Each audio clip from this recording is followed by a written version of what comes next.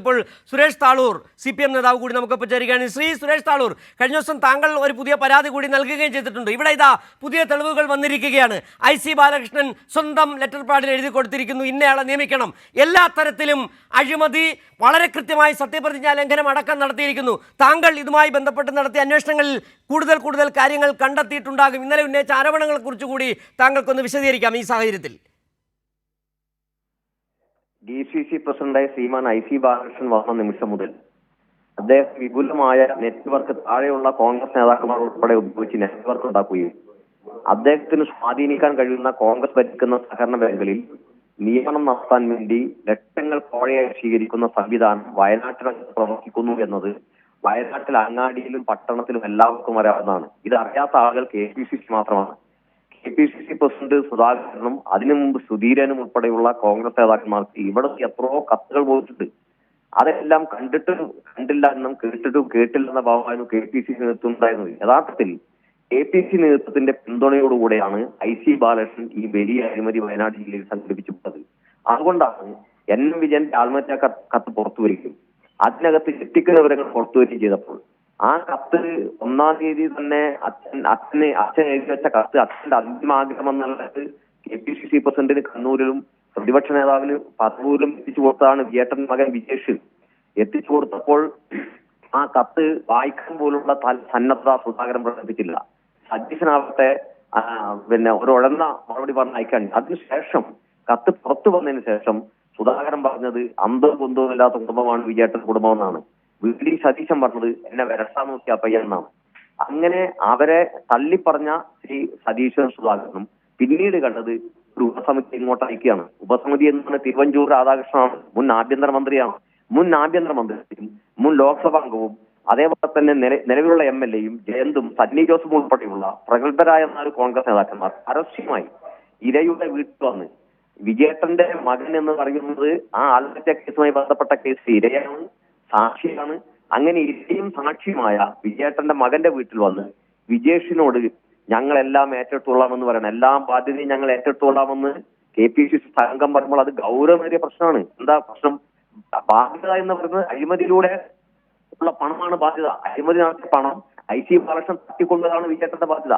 അത് ഏറ്റെടുത്തോളാമെന്ന് പരസ്യമായി പറയുമോ? ഈ തിരുവഞ്ചൂർ രാധാകൃഷ്ണന്റെ കമന്റ് തിരുവഞ്ചൂർ രാധാകൃഷ്ണൻ പറയുന്നത് ഇങ്ങനെയാണ്, അതായത് ഈ വയനാട്ടിൽ നടന്ന ഈ പ്രശ്നവുമായി ബന്ധപ്പെട്ട് ആർക്ക് പരാതി ഉണ്ടെങ്കിലും ആരും പുറത്തു പറയരുത്, ഞങ്ങളോട് പറഞ്ഞാൽ മതി, ഞങ്ങളെല്ലാം തീർത്തോളാം എന്ന് പറഞ്ഞാൽ സുരേഷ് താളൂർ, താങ്കൾ പറഞ്ഞതാണ് എന്റെ ഏറ്റവും രസകരമായ വസ്തുത.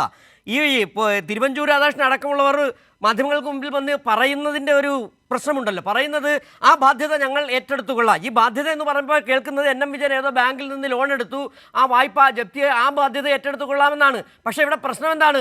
തട്ടിപ്പ് നടത്താൻ പണം വാങ്ങി കോൺഗ്രസ് നേതാക്കൾ. ആ പണം തിരിച്ചു കൊടുക്കാത്ത സാഹചര്യത്തിൽ NM വിജയനെ പണം കൊടുത്തവർ ഭീഷണിപ്പെടുത്തിയപ്പോൾ അദ്ദേഹം ആത്മഹത്യ ചെയ്തത്. അതാണ് ബാധ്യത എന്ന തരത്തിലേക്ക് ചുരുക്കി മാറ്റുന്നത്. തട്ടിപ്പ് നടത്തിയ പണം എങ്ങനെ കൊടുത്തു തീർക്കാൻ കഴിയുമെന്നുള്ളതാണ് പ്രശ്നം. അത് ക്രിമിനൽ ആക്ടിവിറ്റിയാണ്. അത് തിരുവഞ്ചൂർ രാധാകൃഷ്ണൻ അടക്കമുള്ളവർ, ജയന്ത് അടക്കമുള്ളവർ കൂടി പ്രതിയാകേണ്ട കേസല്ലേ അത്? കൃത്യമായി ഞാൻ പറഞ്ഞത് തിരുവഞ്ചൂർ രാധാകൃഷ്ണനെയും സണ്ണി ജോസഫിനെയും ജയന്തിനെയും TM പ്രതാപനെയും ഈ കേസിൽ പ്രതി ചേർക്കണം. വയനാട്ടിനകത്ത് ഉയർന്നു വന്ന വലിയൊരു അഴിമതി കേസും ഒരാത്മഹത്യാ പ്രേരണാ കുറ്റം നിൽക്കുന്ന കേസ് തേച്ചുമറിച്ചു കളയാൻ തിരുവനന്തപുരത്ത് നിന്ന് വയനാട്ടിൽ ഓടിയെത്തി ഇരകളെ സ്വാധീനിക്കാൻ വേണ്ടി ശ്രമിക്കുകയും അത് പരസ്യമായി മാധ്യമങ്ങളോട് പറയുകയും ചെയ്തു എന്ന് മാത്രമല്ല, അതിന്റെ തുടർച്ചയായി സംഭവിച്ച കാര്യം ഈ നിയമനത്തിൽ പണം കൊടുത്ത ഇരകൾ പാവപ്പെട്ട കൃഷിക്കാർ, തളൂല പത്രോസ്, ഐസക്ക്, അതേപോലെ തന്നെ പുത്തൻപുരി ഷാജി, പുൽപ്പള്ളിയിലെ സായുജി, ഇദ്ദേഹം വയനാട് പോലീസ് രജിസ്റ്റർ ചെയ്ത കേസുണ്ട്. ആ കേസിലെ ഇരകളുടെ വീട്ടിൽ ഇന്നലെയും മിനിയാന്നും കോൺഗ്രസ് പ്രവർത്തകർ കയറി ഇറങ്ങുകയാണ്. ഞാൻ അതും എന്റെ പരാതിയിൽ സൂചിപ്പിച്ചിട്ടുണ്ട്. അപ്പോൾ ഞാൻ മുഖ്യമന്ത്രിക്ക് പരാതി ചെയ്തിട്ടുണ്ട്. അപ്പോൾ വയനാട്ടിൽ നടക്കുന്നത് ഒരു വലിയ തീവട്ടിക്കൊള്ളയെ മൂടി വെക്കാൻ പരസ്യമായി KPCC സംഘം രംഗത്തിറങ്ങി പരസ്യമായി അഴിമതി കേസിനെയും ഈ ആത്മഹത്യാ കേസിനെയും എല്ലാം തേച്ചുമാച്ച് കളയാൻ വേണ്ടി നോക്കുകയാണ്. ഇപ്പോൾ പുറത്തു വന്നിട്ടുള്ള IC ബാലകൃഷ്ണന്റെ കത്ത്, ശുപാർശ കത്ത് പുറത്തു വന്നതോടെ നാണത്തിന്റെ തരിമ്പുണ്ടെങ്കിൽ രാജിവെച്ചു പോകണം. അങ്ങനെ രാജിവെക്കാൻ പറയുകയാണ് KPCC പ്രസിഡന്റ് പറഞ്ഞത്. പറയുന്നത് ഇവിടെ ദിവ്യ എന്ന് പറഞ്ഞ കണ്ണൂർ ജില്ലാ പഞ്ചായത്ത് പ്രസിഡന്റ് രാജിക്ക് വേണ്ടി മുറവിളി കൂട്ടിയവരാണ് VD സതീശനും സുധാകരനും ഉൾപ്പെടെ. സ്വന്തം പാർട്ടിയെ 4 പതിറ്റാണ്ട് നയിച്ച വിജയേട്ടന്റെ ആത്മഹത്യക്ക് ഉത്തരവാദിയായ IC ബാലകൃഷ്ണനെ ഇപ്പോഴും സംരക്ഷിക്കുമെന്നാണ് സുധാകരനും VD സതീശനും പറയുന്നത്. ഇപ്പോൾ IC ബാലകൃഷ്ണൻ പങ്കില്ല എന്നാണ്. ഇപ്പൊ പങ്ക് വ്യക്തമായിരിക്കുന്നു. ഔദ്യോഗിക ലെറ്റർ ഹെഡിൽ ഔദ്യോഗിക മുദ്ര പതിപ്പിച്ച് ഇന്ന വ്യക്തിയെ നിയമിക്കണമെന്ന് 21/7/2021 കത്ത് കൊടുക്കുകയാണ്. ആ കത്ത് കൊടുത്തപ്പോൾ 20 ആള് ആ ഇന്റർവ്യൂവിൽ ഹാജരായിട്ടുണ്ട്. ആ 29 ആള് ഹാജരായിട്ടുണ്ട്. ആ 29 പേരിൽ ഈ IC ബാലകൃഷ്ണൻ ശുപാർശ ചെയ്ത കുട്ടിക്കാണ് ജോലി കൊടുത്തത് എന്നാണ് ഏറ്റവും പ്രശ്നം. അതുകൊണ്ട് കൃത്യമായ അഴിമതിയാണ്. അഴിമതി വെളിച്ചത്ത് വന്നിരിക്കുന്നു. IC ബാലകൃഷ്ണന് പങ്ക് വ്യക്തമായിരിക്കുന്നു. ആരെങ്കിലും കോൺഗ്രസിനകത്ത് അഭിമാന ബോധമുള്ളവരുണ്ടെങ്കിൽ IC ബാലകൃഷ്ണനെ പിടിച്ച് പുറത്താക്കണം, പ്രോസിക്യൂഷൻ നടപടിക്ക് വിധേയമാക്കണം. ശരി, വളരെ നന്ദി ശ്രീ സുരേഷ് താളൂർ ഈ സാഹചര്യത്തിൽ പ്രതികരിച്ചതിനും